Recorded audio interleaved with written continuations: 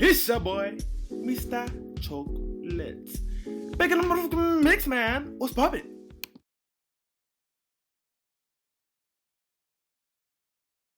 Ladies and gentlemen, thank y'all so much for tuning in to episode 2 of the Chocolate Talk. We back and better than ever. Yeah. And today's topic, bro. Look, when I tell y'all I'm fired up, because when I did research on this topic, oh, man. Anyway, so, Oklahoma's GreenWood District. If y'all don't know what that is, do your research. But, of course, I'm going to give y'all a little glimpse.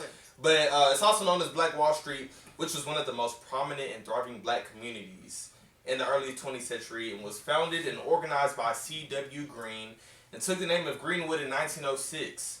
By 1921, about 10,000 black residents lived there. This community was home to black attorneys, black real estate agents, black dentists, black entrepreneurs. Ooh, jinx. Like, and that's how you know you're finna go ham. But black doctors, and they literally all had their own businesses.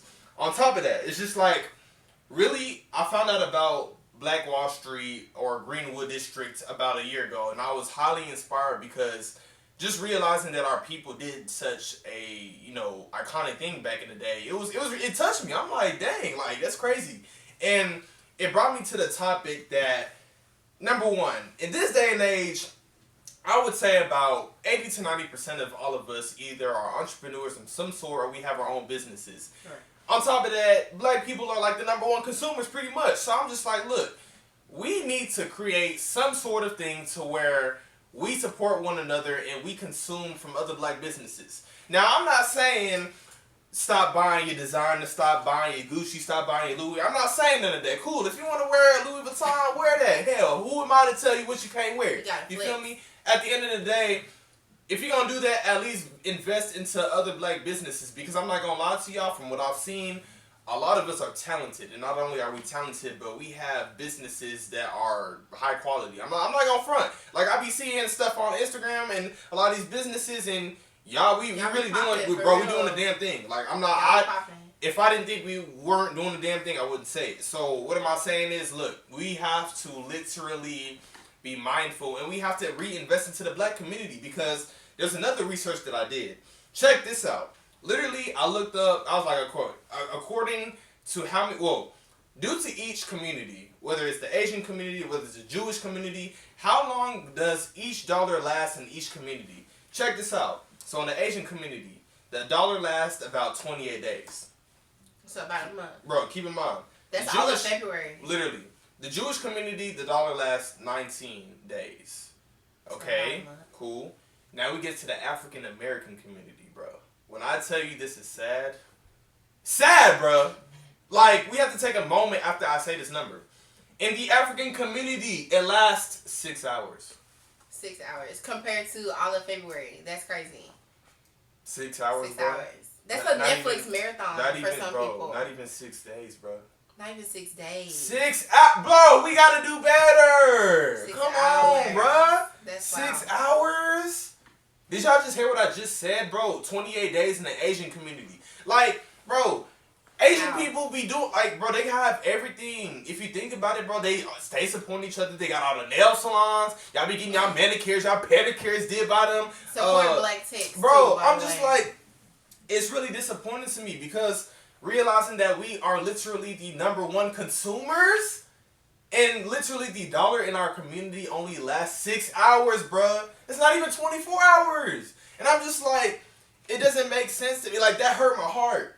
And then to make matters even worse, y'all listen, please pay attention to this part.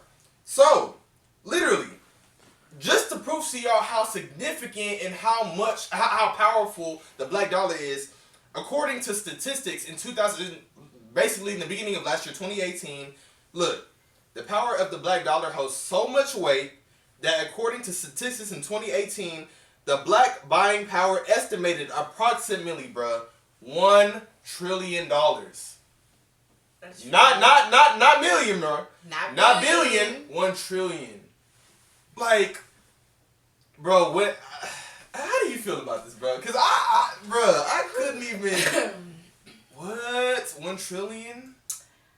I personally feel like we should support black businesses without looking for a discount, because I know that some black people feel like if they support a black business, it should come with like the discount, the yes bro discount, the like I see you, we both share the same skin tone discount kind of thing. I call it the official like Negro head. Like you have me, bro. Yeah, like, no, I don't have you, bro. I don't know. But I also think it comes down to knowing your value as a black business owner. I know how hard it is to probably find investors and people who will produce your product and manufacturers and all those things that goes into that. I totally understand that they have a much harder time trying to get all of that stuff as opposed to our white counterparts. I totally understand. I'm not saying by no means undervalue yourself. Completely price at whatever it is that you think you're worth 100% is the point. But also, you gotta be reasonable. Like, I need to know at what point is this shirt that you made on a t-shirt press worth $60 when it's just a dollar sign on her, like stamped in the middle of my chest or in the corner of my heart. Like, I need to know, and then I gotta pay for shipping. So I gotta pay $10 to $15 for shipping to get it to my city, my state, my mailbox. I'm all for supporting black businesses, but baby, don't break my pocket. My thing is that it's crazy because, like I said, 1 trillion, that don't even make sense at that point. Because, like I said, it's not 1 million, it's not 1 billion, it's 1 trillion. Like, that's ridiculous. That's ridiculous. But then at the same time, it's just like, it's only getting, I'm not going to say worse, but like, it's only getting bigger because by 2020, which is literally next year, it's going to be 2 trillion. Bro, like, y'all know how much money that is? My point is, why am I saying this is that, okay, if we're the number 1 consumers, which we are, if we can keep that same exact energy, but just keep the dollar in the black community, like I said, bro, you ain't even got to stop buying what you already buying. I'm not saying that. I'm not saying that at all. All I'm saying is, at least keep the dollar in the black community longer than 6 hours, bro. Like, even if it's like 10 days, bro. We just got to keep it circulating within our community. We got to, the money that, as soon as you get your paycheck, bro, like, support your friends. Literally, I guarantee all y'all that watching this video or that end up watching this video got at least 3 friends. They got their own businesses. Pay your bills first and then support. I mean, of course, like don't be set out here. Support the homies. Yeah, right, don't be homeless. Yeah, right. But buy your friend shirt without the discount, or buy your girl hair. Support your friend hairline without being like, "Ooh, girl, can I get 20% off?" Basically. Because like I said, be responsible. Another big point is I do understand with black businesses, I understand there's often poor customer service. I get that because like I said, we as the people, we be doing the most sometimes. I ain't gonna front, we do. But then at the same time, it comes down to being reasonable in general. Like I said, just because I'm telling everybody like, oh yeah, support black businesses. I do understand that some black businesses be doing the most. Like, y'all are not reasonable at all, which is another issue, which I don't blame. Like, I get it because, like I said, I understand you can buy a Louis purse for, I don't know how much Louis purses is. I mean, they're pretty expensive. Mine was pretty expensive. Right. I understand that, but it's just like you can easily get your paycheck and spend a rack on a Louis purse, but your homegirl selling her purse for $50, $60 and you complain about, girl, I ain't mind that. You want the discount, but and it's you just want like, her to pay you for promo. But that's sad though, because it's just like, why do that when you can literally be giving her business rather than giving? So it's the mentality, bro. It's literally the mentality, and like I said, like our people, we the number 1 consumers in the world. We love spending. We're the number 1 setters of trends. So it's just like we really just have to change the way we think. Point blank, period. Because doing this research, like when I tell you the story of Black Wall Street really inspired me. Because I'm like, bro, if they was able to do this, imagine what we can do. And like I said, it's not like it's not already being implemented. Like, people are definitely, like, I'm not going to lie, I feel like the black community is definitely making improvements, but we could always do better. There's always room for more. There's always room. Like I said, especially in this day and age, like a lot of us are really sparking our own businesses. Which makes me so happy because, like you was telling me the other day, we are a very resourceful generation. What you say? Like, literally, we have all the resources. We have the most resources. We have the most resources, but we're not resourceful. Like, literally. When we compare our generation to our parents or our grandparents who knew a struggle that we will obviously never know coming up in the civil rights era and coming up off of all of those things,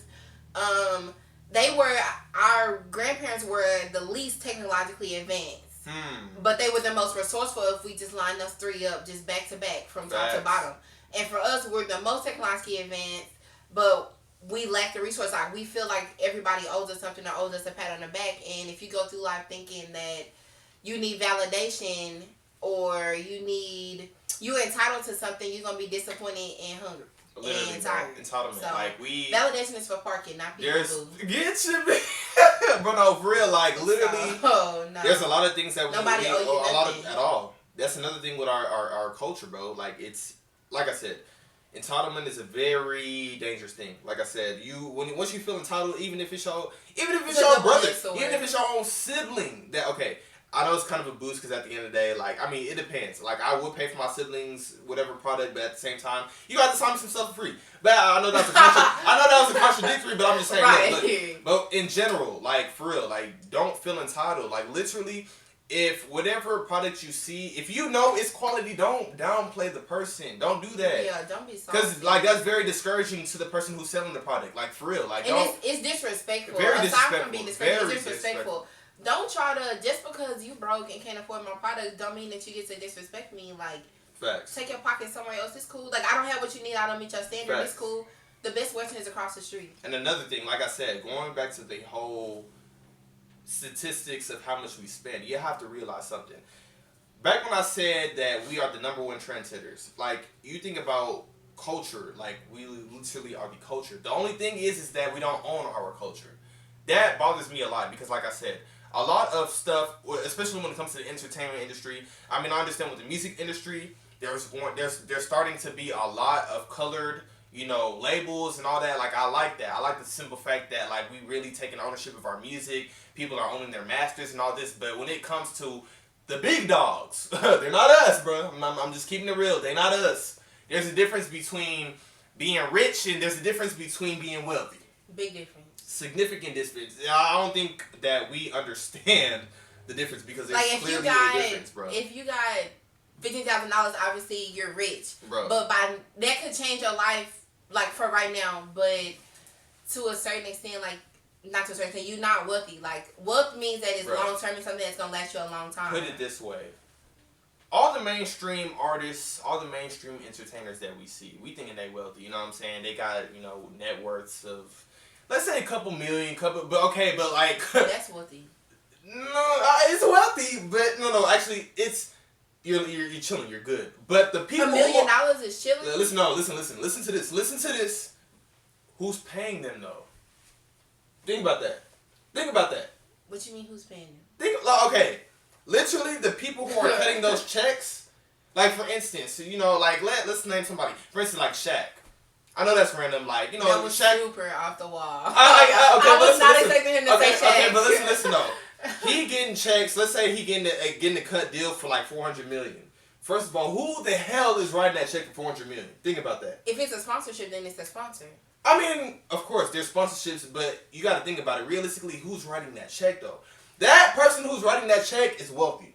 Think about that. Like, literally, even though I'm not by any means saying $1 million is not a lot because I don't got $1 million. Baby girl, I know that's a lot. Trust me, I ain't finna sit here and cap and be like $1 million is not a lot. That's more than what I got right now. Definitely more than what I have. Like, I'm not finna sit here and play myself like $1 million not a lot. Yeah. That's money. You rich, you wealthy. You know what I'm saying? But there's different levels of that. So what am I saying is the simple fact that at the end of the day, you have to realize something. Like, bro, we have to own our culture. Like, off top, we have to own that stuff. We haven't fully gotten to the extent to where we own our culture. We said all these trends, but I'm sorry to say it. I'm not sorry to say it. The white man literally owns that. They write desk checks. Why can't we write our own checks? But black people want instant results. They want instant gratification. That's the problem. As opposed to taking the money and investing and turning it into generational wealth. The problem. Like how you said earlier about the buying designer things. Like, we feel like, my grandma used to always say, you get your check and your check is gone before it touches your hands. And my dad, now being an adult, I realized that she meant that you get the check and before it literally hits your hands, you didn't already thought about, I'm going to go buy this. I got to pay this bill. I got to pay my car. I got to do this. I got to do that. So when it finally touches your hand, once you go out and do all the things you say you're going to do, you left with $50. And then you got to survive off of that from now to the end of whenever the next time you get paid again. So we got to not be worried about flexing right now. I want to flex forever. Facts. I don't want to, what Gucci said, You can have the juice, but the sauce is forever. I want the No, sauce. I want the sauce. I want it. The sauce is gonna last me a while. Yeah, I want it, bro. So yeah, I want to flex forever. I don't want to flex like I said, right now. ooh, it's hot. I'm not gonna lie, it's hot. But like, I have to blow myself a little bit. But like, big factor on what you said. Like, literally, we're focused on temporary things. We have to think long term. Like I said, bigger picture. I don't blame anybody that hasn't seen big money that finally gets it and they feel like they have to buy this. By all means, when I get my first big check, best believe I'm splurging too. Oh, most definitely. I'm not gonna say look. I ain't even The last thing that I'm ever gonna do is say anything when I know that I'm gonna be a victim of that. Like, I'm not gonna cap. Once I get a large amount of money, best believe I'm treating myself. I'm gonna look fly. I'm gonna do everything I'm fly. gonna everybody because I know left on me. facts. Period. But the thing is, it's just like at the same time, keeping that in mind, knowing that I'm gonna do that, I'm also gonna invest another portion, half of my money too. You know what I'm saying? But in most cases, we don't see big amounts of money.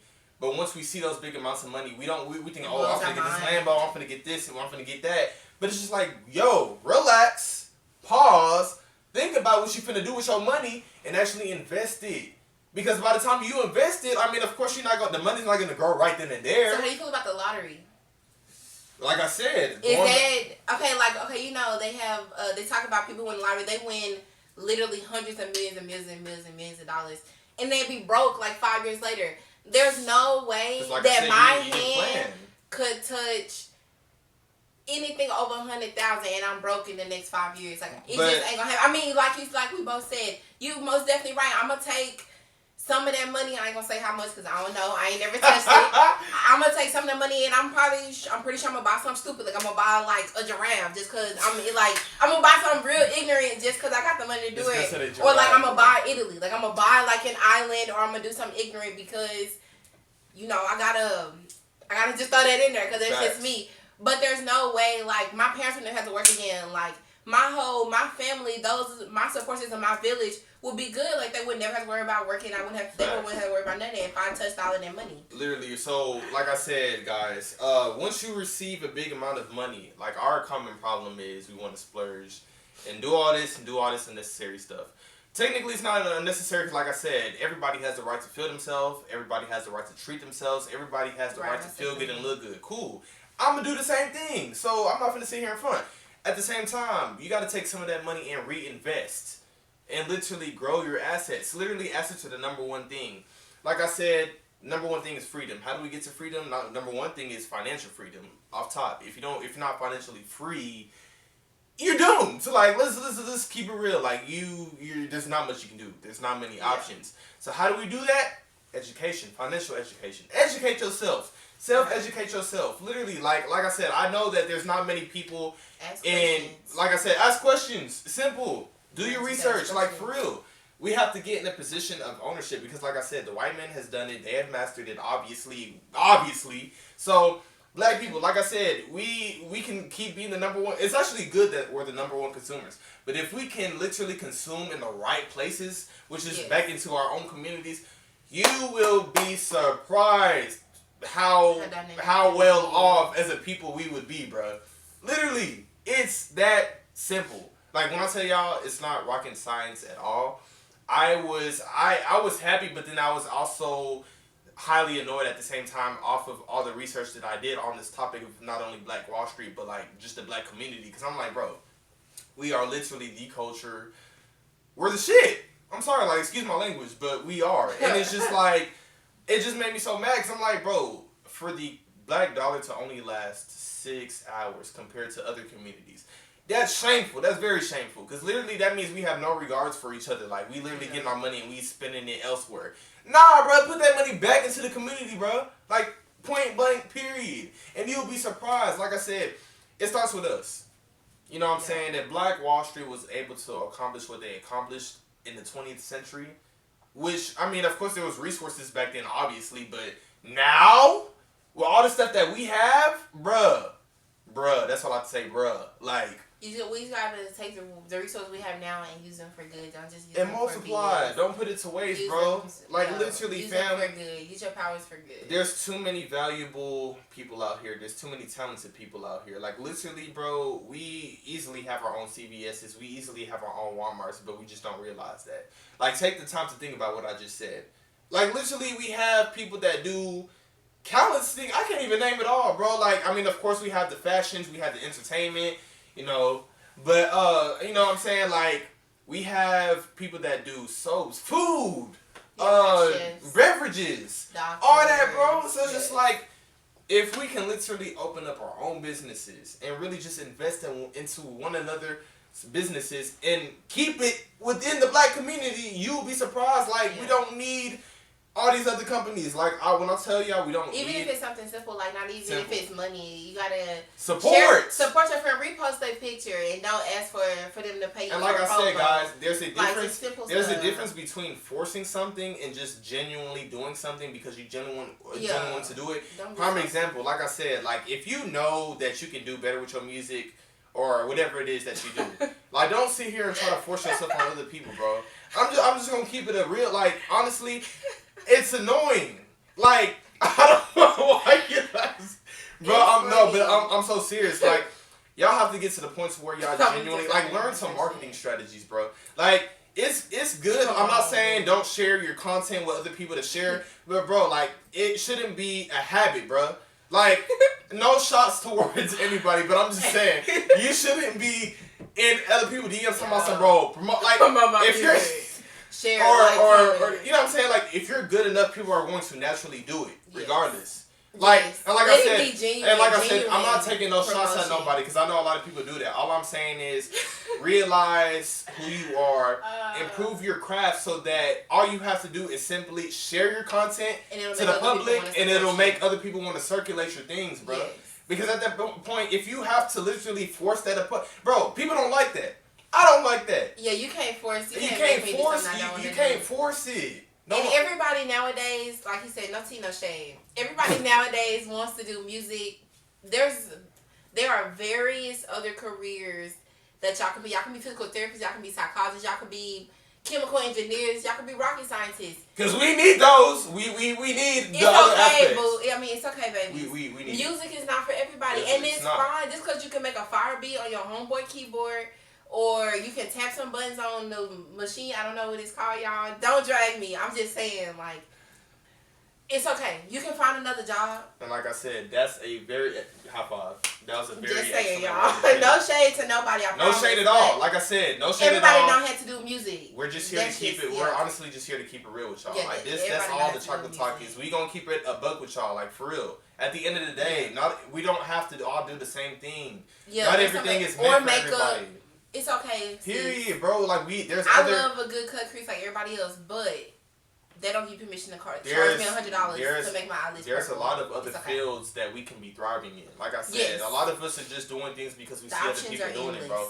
Yes. Options are literally endless. We need more doctors. We need more lawyers. We need more pediatricians. We need more veterinarians. We need everything. Like I said, there's plenty of other fields. So entertainment is not for everybody. Like I said, I mean, everybody wants to be entertained, but everybody shouldn't be an entertainer. Everybody shouldn't be a singer. Everybody shouldn't be a rapper. Like, nah, bro, don't force it. It's okay. It's okay. We still gonna love you. We still gonna support regardless you. Regardless of other things that you do, but it's not. Like I said, don't force things. Know your value. Know your worth. Be smart with your money. Because like I said, if you're not smart with your money, if you're not financially educated, bro, this cycle will just continue. Yeah. We're the number one consumers, but let's literally keep that same energy. Let's keep our dollars. Let's keep everything within the community. That's the only reason. That's the only way things are going to change. But like I said, that's all we have for you today, guys. Thank y'all so much once again for tuning in to episode 2. Thank y'all so much. If y'all haven't seen episode number 1, go ahead, tune in after you get done here. About women's rights. Facts. Like I said, subscribe to Mr. Chocolate TV. It's your boy, Mr. Chocolate. It's your girl, Kendall.